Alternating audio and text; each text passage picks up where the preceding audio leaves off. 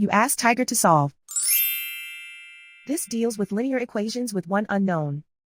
The final result is d equals -1/4. Let's solve it step by step. Simplify the expression. Expand the parentheses.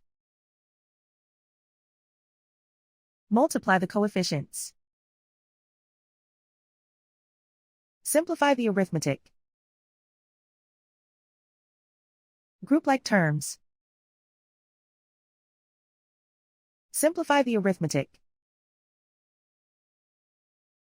Swap sides. Group all constants on the right side of the equation. Subtract 17 from both sides.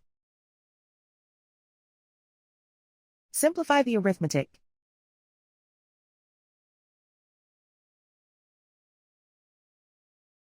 Isolate the d. Divide both sides by 8. Simplify the fraction. Find the greatest common factor of the numerator and denominator.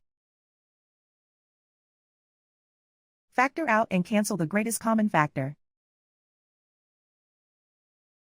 And so the final result is d equals -1/4.